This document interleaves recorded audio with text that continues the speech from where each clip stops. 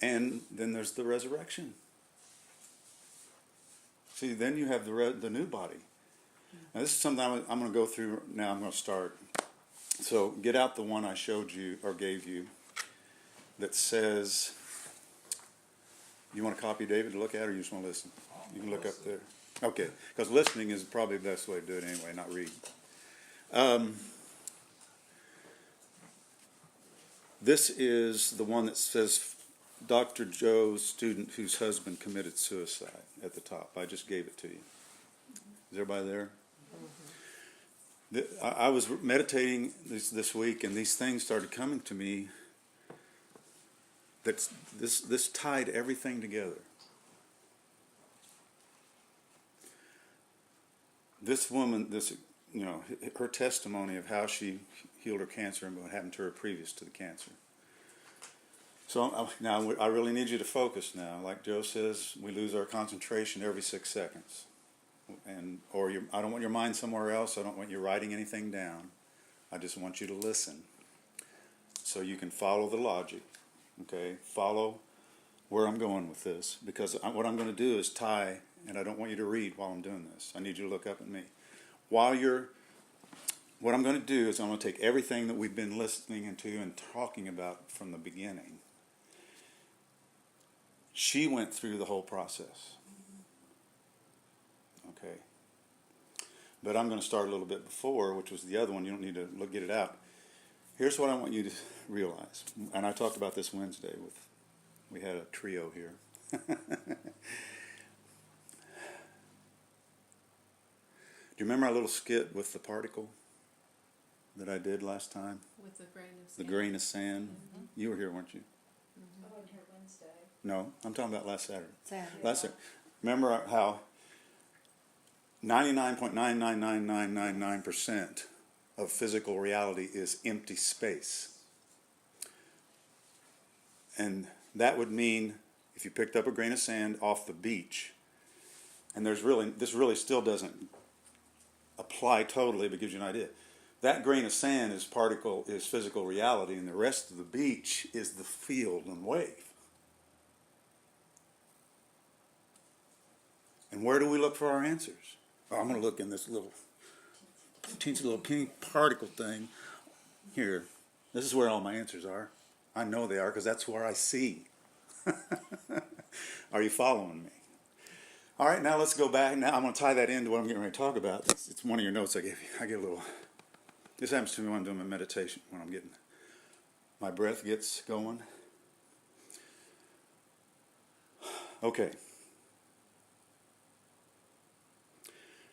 Before you were born, okay. But this is if you believe this. I believe this about us, all of us. But you were not Becky. You weren't Alan. Right? Dave and so on. You were this omnipotent, omnipresent, omniscient. Now you know what all three of those things mean, right? Mm-hmm. All-knowing, all-powerful, and omnipresent, all over the place. So you were that 99.999999999%. And then what were you reduced to when you were born? When you were born. Now, do you see what I'm saying, though? And you were totally, completely asleep. Okay? You went from being a god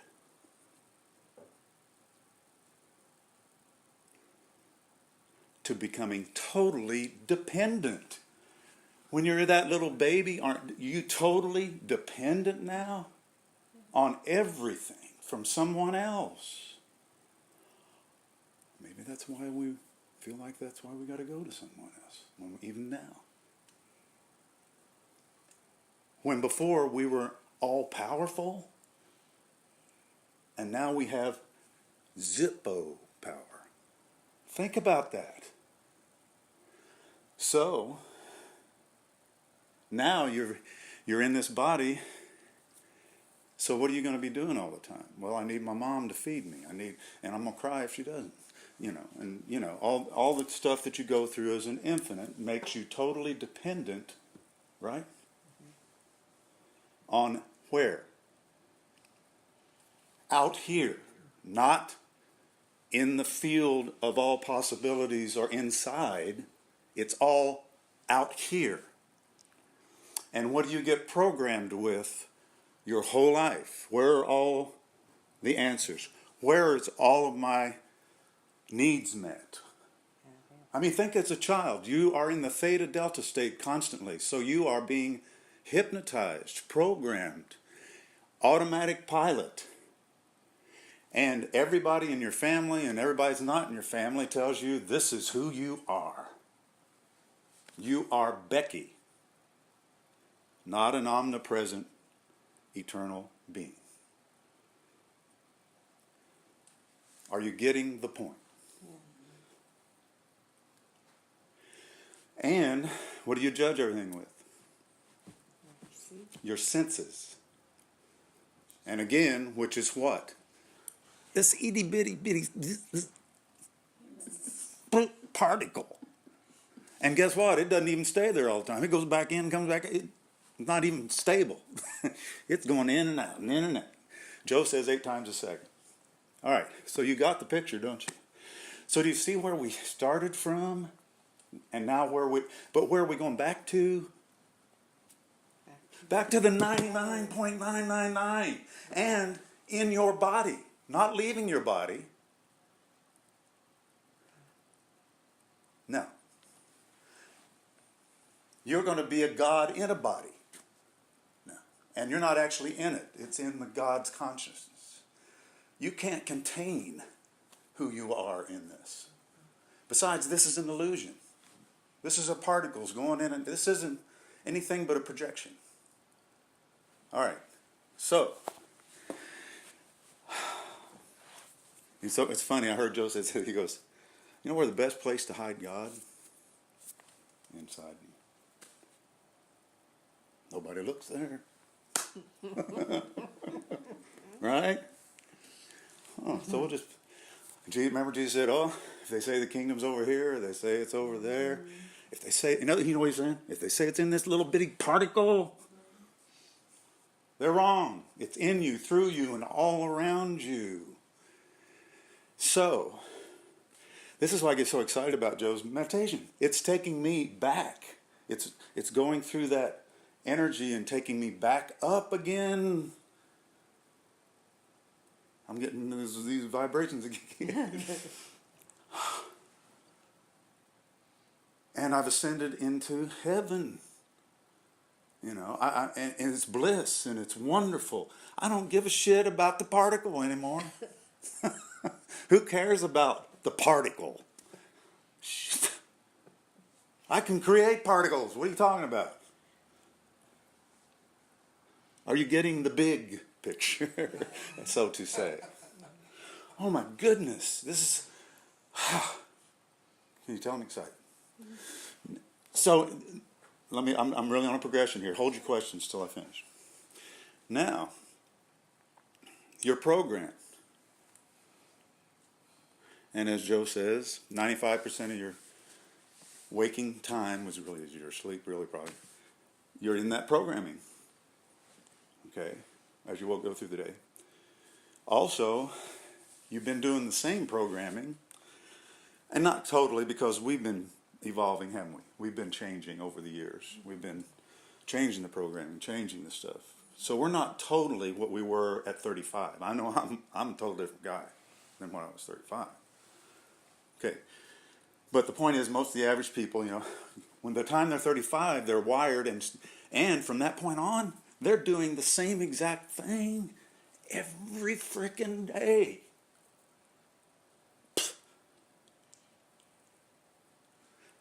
Okay? Which means, now we're going to go into the science of this. Which means they're firing the exact same neural circuits.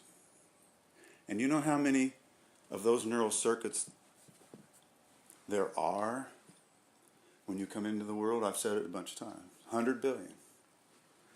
And when I taught my brain seminar 20 years ago, I talked about this.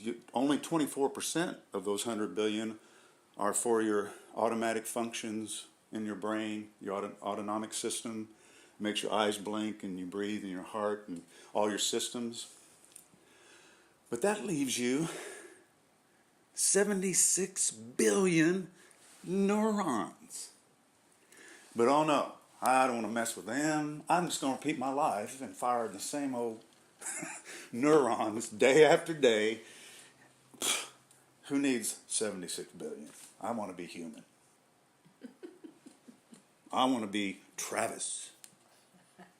And all the programming Travis is that I relate with or I get uncomfortable. Right? Because this is who I identify with. Okay, now let's get to our friend that had this tragedy in her life. She's cruising along, firing the same neurons, isn't she, before this happens? Got a husband and a family. She's happy, according to the way Joe told the story. And her husband says, I'm leaving. Didn't tell her where he was going. And he ended up going to the tallest building in the town and jumping off. And from that point on, now I want you to listen to this. Here's what she did. How did she respond to that tragedy? She was angry. She was resentment. Fear. How am I going to take care of my kids? You name it. She had all, and really fear to me sums up all negative emotions. To me, fear is what produces all of the other emotions. So she was in, and thinking about it how often? Every moment of the day, and right before she goes to sleep when you're in the what? Theta state, when you program your brain. Now listen to this. You know what? She started tapping into new neurons. She started tapping into the 76 billion neurons and creating a new person. Are you following me? She was sprouting new neurons, seeing the pictures of her past, crying, upset, new programs being put in place, and all these new neurons, a new neural net, and all of a sudden, here's the new person. And if you're not firing, you're not wiring.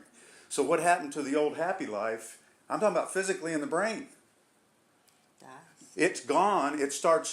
You start pruning those neural circuits, start dying and falling away. So now, guess what? You've done what Joe says you have to do to be a new person, only she did it in the negative. She created a new personality. She created a new personal reality. And guess where she was? In hell. Hell. She was in the lowest vibration of hell. Am I not right? So she ends up with lesions in her mouth, lesions in all the openings in her body. She had so much pain she couldn't get out of bed. She ended up with cancer. That sounds like hell. Doesn't it? Doesn't that sound like weeping and gnashing of teeth? Sure does. Do you really believe what I believe now about hell? Are you seeing this? Yeah. We don't get punished for our sins. We get punished by. God doesn't punish us. Now get that, see. God's not punish her. Right? No, because of free will. You have a choice to react. Now let's go back to a scientific term Joe used. We learned this last week, if you were here last week. Remember the word refractory period. Anybody remember that? Of course, if you only heard it once, you might not. Remember he told the other story about the guy that left his wife with his secretary and went to some island, and she was upset the rest of her life. But the other one, whose husband left with the secretary and his assistant, she said, forget you. So see, her refractory period of being upset, the second one, was not very long, was it? So she didn't end up creating her hell. She ended up with a brand new job. She ended up with a better husband. She ended up with a better life. But she could have done the same thing as the other woman. Remember that? Okay. Both of them created Brand new neural, they took, well, okay, I got 76 billion, I'm going to go in here and create a good life. The other one said, well, I got 76 billion, I'm going to go in here and create misery. Are you following me now? So, this girl here, when her husband died, I don't remember how long it took. He didn't really go into a timetable for her to get the full sickness stuff. But do you remember he said she finally woke up. So her refractory period. Your refractory period is when an incident happens and it causes you to have an emotional reaction. Is how long do you hold on to that emotion? See? That's the brain science word for your refractory period. For how long are you going to hold on to grudges? How long are you going to hold on to this? And so on. Are you all with me now? Okay. So this woman, though, even though she held on for a while, she finally said what? I'm done with this. And I don't know how the synchronicity happened with Joe and how she found his workshop. I'm sure once she said she was decided, he probably popped up in her life. And so, I want you to go the process with me. Don't let Aspen deter you here. Where your attention goes, all right? All right, you need to ignore him. Now, here's what's happening, see. It took her a whole year before she cured herself. And it didn't happen right away. Remember he said, do you think she got upset and probably wanted to quit? Yeah. Think she got discouraged along the way? Yeah. She went through everything every one of us would go through. But she made a commitment. A year. Now, this is what she was doing. She was imagining and seeing herself, however she wanted to do it in her own way that would work, as healthy and healed again. She let go of her misery. So, guess what's happening to those neural circuits? If they're not being fired and wired, they are dying and being pruned away. And the less attention she gave them, they started going away. And then all of a sudden, about 3 months, her lesions were gone. And she took some of those 76 billion neurons and said, okay, I'm going to create a new me, a new personality. All right? And so however she did it with his meditations. Now this is where I want to go into the science that I've learned from Joe and Dr. Lipton. Do you know during that whole time when she was still in misery, in hell, I just heard Dr. Lipton say the other day that it's the same thing in the fight or flight. See, Joe and him both say any of the fear stuff you're involved in and you hold on to, you're in a state of fight or flight. Here's what happens. Dr. Lipton says, and he's a medical doctor, he taught medical school, he said literally, your arteries and veins around your major organs constrict.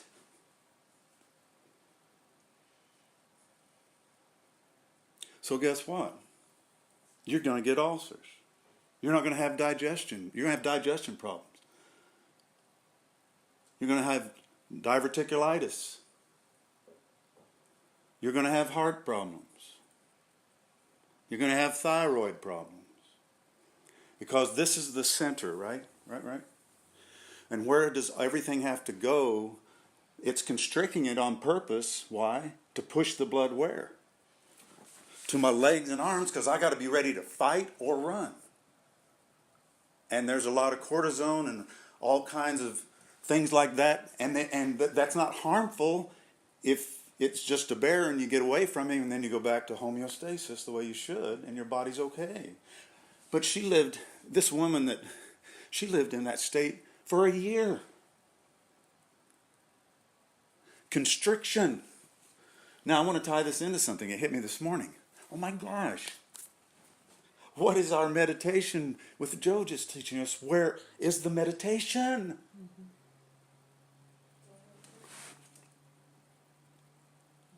Are you following me here? So what are we doing? We're going back to where the blood needs to flow, where the energy needs to flow. No wonder that works.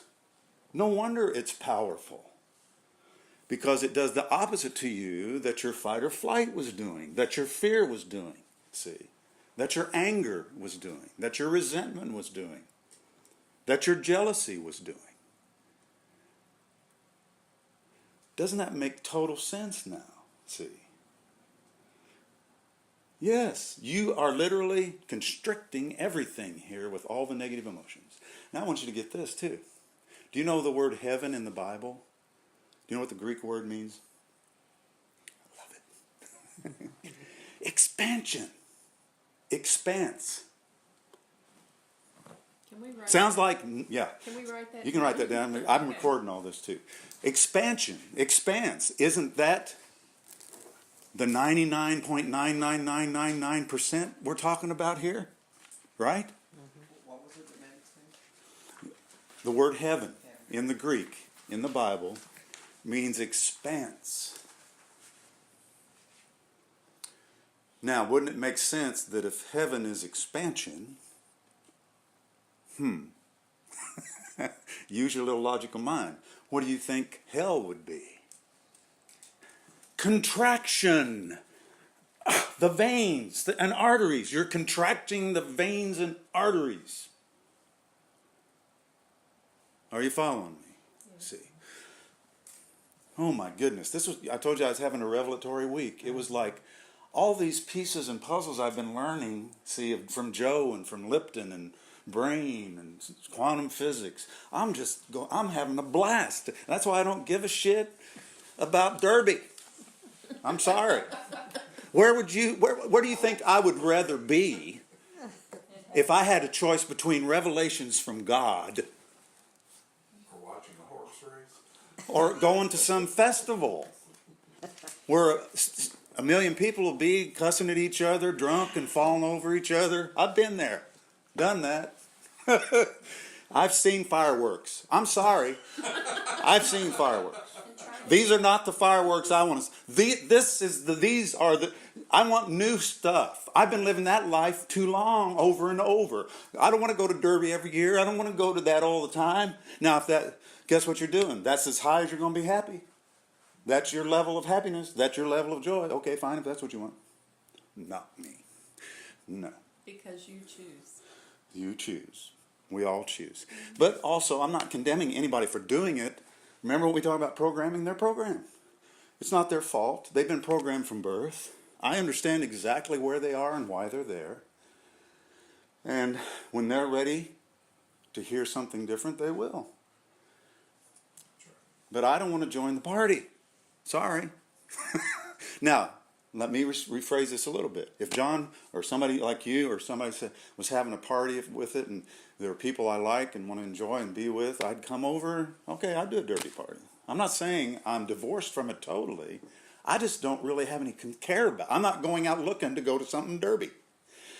Are you following me? Yeah. Okay. Does that make sense? Yeah. All right. Now, so here's the other thing she's done. All right, back to our girl that got healed. And she raised herself up and resurrected a new body. See? Right? Mm-hmm. You know what else? She was born again. Mm-hmm. She was born again. See? But didn't he say that she would not get out of bed until she was loving herself? And loving life. Every day. Yes, every day. Mm-hmm. She was not stopping her meditation until she was loving herself and loving life. And it's like, now, he described it this way, and I thought, exactly. See, the person she became now doesn't have cancer. The person was before had cancer. Now she's new, so she's a different person that can have cancer. This had the cancer. She's not that person. Are you seeing? Mm-hmm. She became a new person. Now, if you know this to be true, and you know beyond a shadow, this is why, again, I'm just so excited about this stuff. It's because, like I was saying last Saturday and Wednesday, I don't know anybody else that's teaching this like Joe's teaching this. I don't know anyone else. And he's holding them accountable. You're going to hear a story today, if we get to watch the video, where he actually had somebody come up to him and, you know, Dr. Joe, And then he stopped him right away. He says, "Are you doing the work?" He didn't even let him finish. They were getting ready to, woe is me. Wine. And he said, "Are you doing the work?" He says, "Well, no, that's not, I need to talk to you." "No, I want to know, are you doing the work?"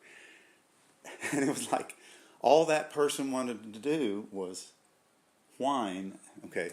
And he calls him out. He says, "No, you're not going to heal yourself. You're not going to get what your dream life if you don't do the frickin' work. It's not hard to understand.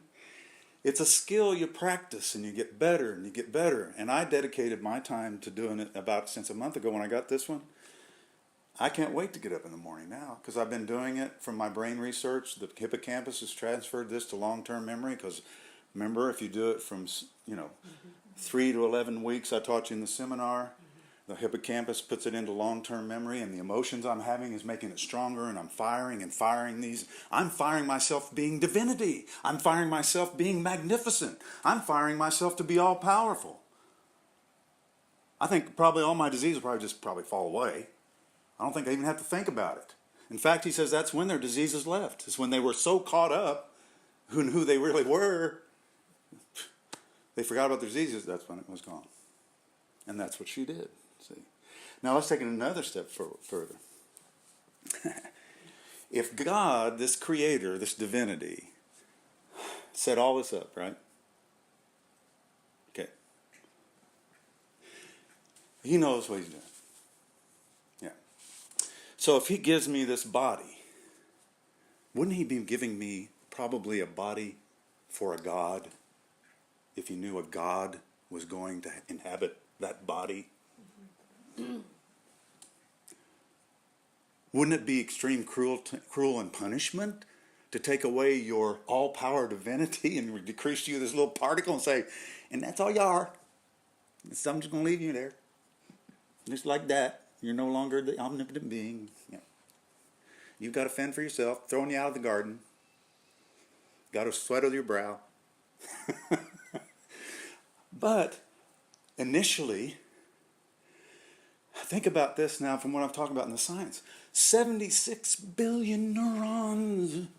Do you know, I told you this when we did the brain seminar. If you do the calculations, the permutations and combinations of how many neurons can connect to how many neurons when you have 76 billion neurons, one neuron can connect up to 5,000 to 10,000 other neurons. It's the number of the known atoms in the universe.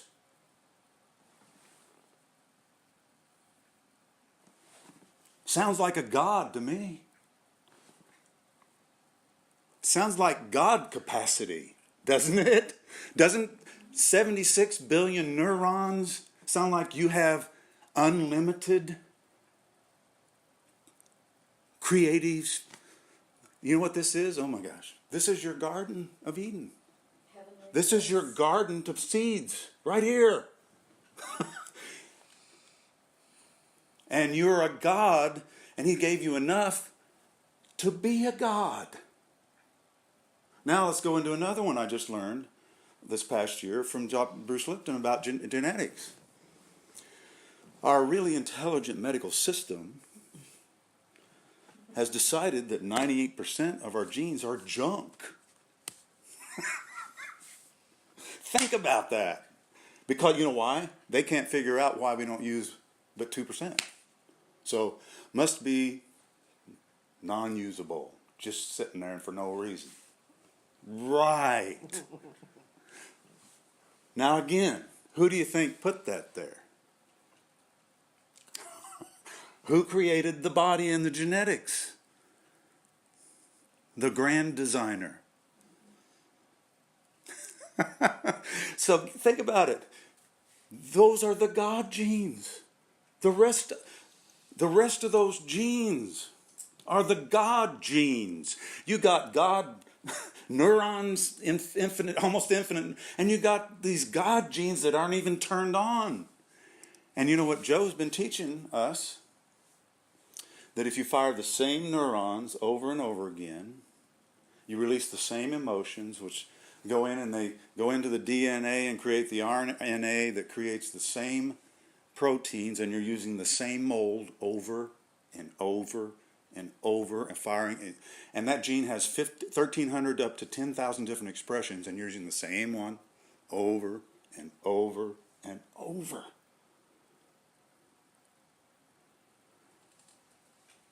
Are you following me? So, that's why if you're going to live the same life day after day, okay, you'll be human. But don't complain about it, you chose it. At least if you know about it. I'm sorry. I didn't know about it at first. None of us did. But you know what my hero Jesus taught me, though? That's where I got it. When he said, you can do the same things I've done. And he was God in the flesh, wasn't he? And he said, all I'm here for is to be the last Adam,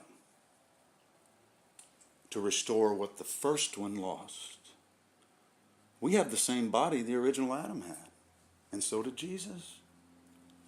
See, how are you going to be? God give you put you in your little garden there, and he says you have dominion over all creation. Well, that body must be pretty powerful. That body must be something else. He wouldn't give him a Renault Dauphine. Some of you may not know what that is. You know what that Renault car is? A little German thing. French. Is it French? He wouldn't give you that when he could give you 2,000 horsepower. Are you kidding me? So, what did Joe says that every time you create new information with a new intention, with a new thing you want to create, and you elevate that with an emotion, let's go through the process. Isn't that what our girl that got healed did? Right. And do you know everything you can imagine like that is already in the field. It's already there. You can't imagine unless it already exists. See, it already exists in the field. So don't worry, don't think, okay, I got to make it happen. I got to make it happen. No, it's already happened. You just got to tap into it. Yeah, you just got to tap into what is already there. And remember what I taught you about your neural circuits, or when you create your new neural circuits, those are the antenna that pick it out of remember that? They're the things that they send the picture, and the emotion, like Joe says, is the electromagnetic information, emotion. Electromagnetic, and you're pulling it into your reality. Your emotions go into the field. Remember that example with Dr. Lipton, 40 miles away? The emotion that was immediately affected because it had to go into the field. Then, what else? Your emotions go they create chemicals that go down into your DNA to create the RNA. But this is new stuff now. You're activating the God particle. Or the God genes now. See, all those other genes are waiting for you to turn them on. See. Are you getting and seeing the potential that even science has proven now? This is what's so exciting. This isn't just conjecture. This isn't just, New Age voodoo. He's measuring it. Joe's measuring all this stuff. Think about the telomeres. That's the next thing he's going to measure in his next. I saw him in a current interview the other day. It was a live interview. He says, the next thing we're going to measure in my next workshop is the growing of the telomeres. And you all know we've talked about what those are. Those are at the end of your DNA that determine age. And they shrink because Dr. Bruce Lipton said it this way. It's like a train going across the same track, but the next time it comes back, the track is shortened, and the track keeps shortening. See? And so you won't be firing that gene anymore. You'll be firing the God genes. You won't be wearing out the gene you've been using all the time. Are we having fun yet?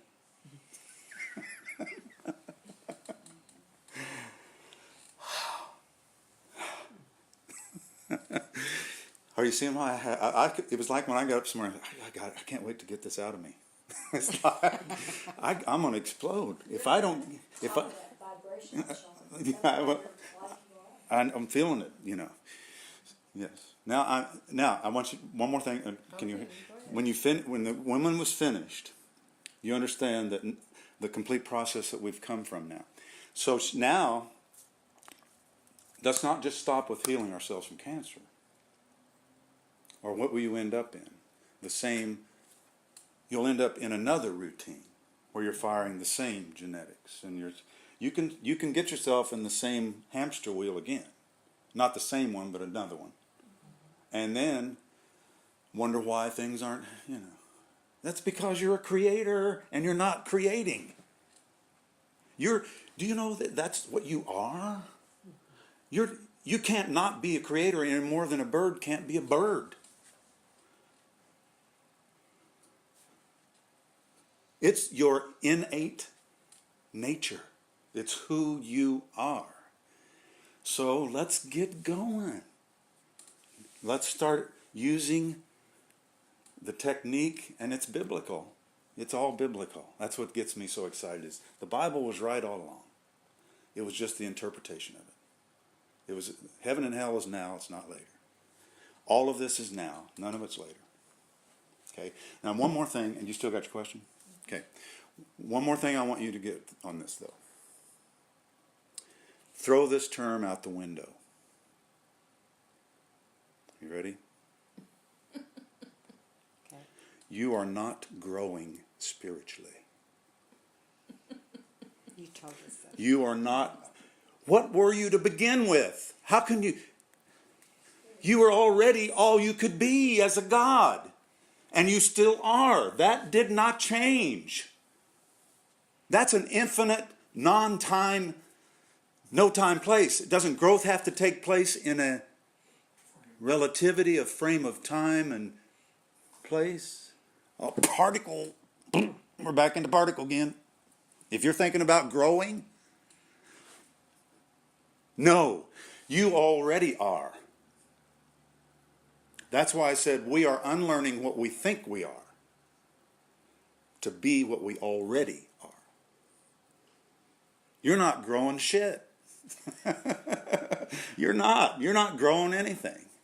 All you're doing is uncovering the treasure that's already there, right? You're taking these layers of programming away and uncovering the pearl of great price, with the oneness with the infinite divine. And once you're there, you're everything. And everything is you. And you'll find a joy and bliss that doesn't exist in this little damn particle. How we doing? All right, talk. So, you said create. But what? Anything you want. But what if I don't really want anything? I'm real happy. Like, just being. Well, that's still your choice. Do we have to do You thi- something? That's all no, I mean, when I say create, well, from my perspective, Yes, let's hear this.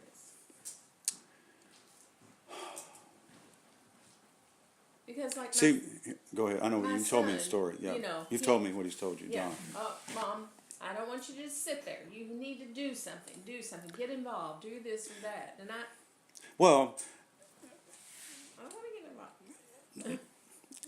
it's still all up to you, whatever you want Yeah. to do. But My only thing is, go ahead. You want to I say was going something? to say, I mean, just the way I look at it is that the amusement park analogy or the playground analogy that we were God and decided to create a playground for ourselves where we had some restrictions. We couldn't do everything just for fun. So if you look like in the United States, one of the fastest growing industries out there is like mud races and obstacle courses. It's because people are bored. They don't know what to do. They're bored because things are too easy. Well, that's the way I look at it, is that we were basically God. We got bored because we could do anything, and we created a you know, a mud race for ourselves and put ourselves on earth. So now that you're here, you can do anything you want. You're in the amusement park, you can ride this ride or that ride, or, you know, go get on the Ferris wheel or whatever you want to do. You know where I think about your situation? Because I was there. Remember I told you back a few months ago? Don't you remember we were relating that to one another? Remember I told you I'm the same way. I don't really feel Like you want it. motivated to do much. I'm happy. Yeah. Okay, but I'm not what I'm feeling now though. See, then I was nothing. I thought I was okay, and I was. And you know what? There's no condemnation. There's no judgment. If you want to live the rest of your life at that level, no big deal. Yeah. No big deal. But you also have to take responsibility if things happen in your life that you don't want. See, the other side of the coin is, if you're accepting the fact that you are creating everything, and we are in our lives, you have to be happy with what comes along then, and not wonder why it's happening. So what you're saying is, I should actively create happiness or contentment. Or how about health? Health. Yeah, Yeah. yeah. Our relationship's the way you want it. And if you're happy with all those, but the point is, to me, once you discover and become who you really are, it's like Jesus said, seek first the kingdom and all these other things just happen. Yeah. You don't have to, see, I'm not thinking about specific creations. Okay. I want to be who I am. Yeah. And that's the creator. And then what happens after that, it's like Joe says, it should be a surprise. Surprising things should start happening because they're just flowing to you. Now you can be specific. Did I answer your question, or do you want to talk more? Well, I just want to say, it's like people will say, why am I drawing people who do such and such? Why do I draw this person who wants more of me than I want to give, or Right. whatever it is? And the answer is because you didn't create what you really wanted, and what came to you was what you didn't want. So Same thing, and you're creating by default. yeah. Yeah. Okay. But again,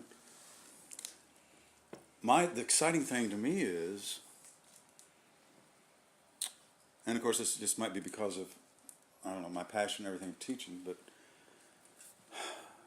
it's kind of back to the Bible. I want to take the bushel basket off my light. You know, you are the light of the world. A city set on a hill.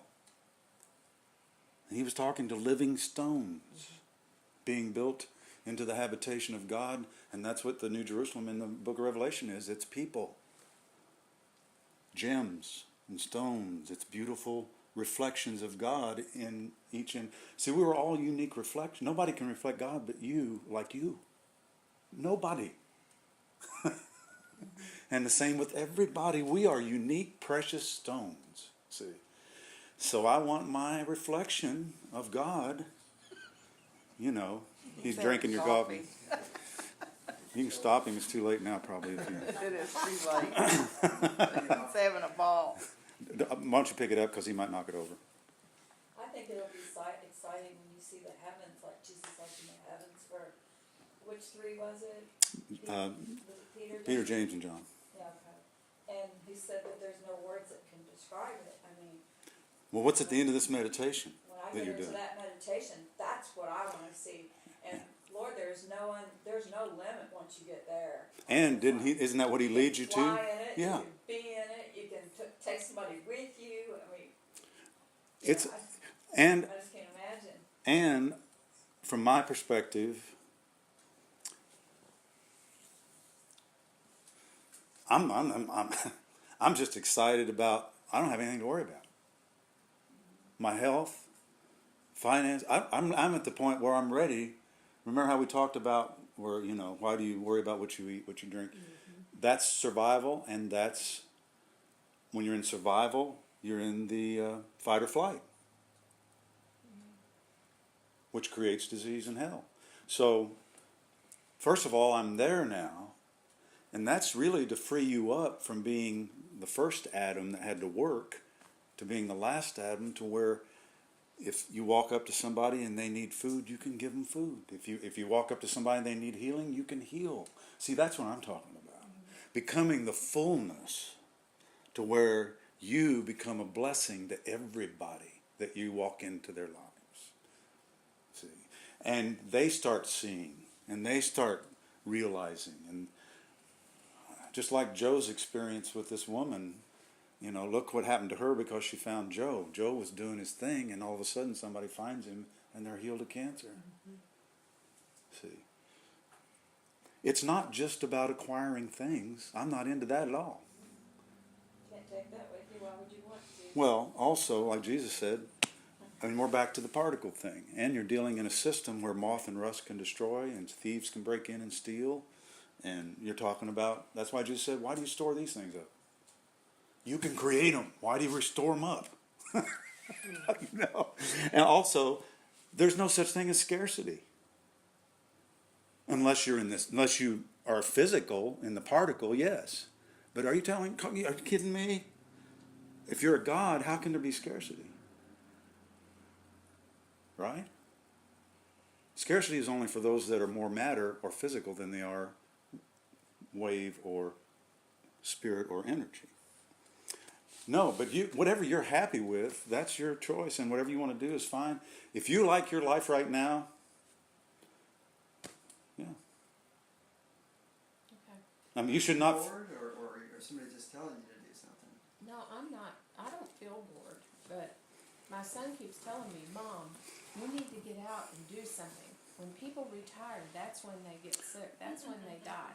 You know what you need to do? Just quit telling, you know, that To kind me, of stuff. if you're happy right now, but you're still doing your meditation, right? Oh, yeah. And you're going to keep doing that? Yeah. Oh, okay. But look out. Look out. Yeah, because who you are right now may change. And it won't be a regrettable change. See? My thing is... You follow that- what I'm saying? Yeah. It'll be surprises. I think John is like, he wants me to volunteer somewhere, like, He's looking in the particle. yeah. That's what I'm talking about. Exactly. He's looking in the Mom, particle. get out there, volunteer. Go to the soup kitchen and volunteer. Go to the Center for Laymen. Tell him to do It's that. his fear. It's his fear No, I projecting mean, on you. you know, he's still working. He's got, you know, Yeah. things he's And working that's why he sees it this I way. would love to be where you're at, where I could just do nothing and just read and get more into this and meditate. So 3 create it. times a day. Well, but you can. Create it. You can. Now, see, right now, you're firing the ones that says you can't. Bye-bye, cows. Yeah, right now I've got my mom's responsibility and I'm really dealing with that. Yeah, Belinda, but also it's how you approach it. and Right? you know what, Belinda, I was there. My dad passed away, and it's been 2 years now. And when he passed away, that relieved a huge burden from me. But it didn't have to, because he was in a facility where all his needs were being met, but Yeah, but my mom's not. I was guilty. Felt because guilty. I was supposed to take care of him, and I was there every single day, sometimes twice a day. You know, so I was feeling the guilt and everything of, you know, I needed to take care of him. Well, I've got 4 siblings, but I get no help. Yeah. My one brother is staying with her. Thank goodness he is there because she's pregnant. Feel free to get up and do whatever. If you need to go to the bathroom, Well, Belinda created the way you want it. That's what I'm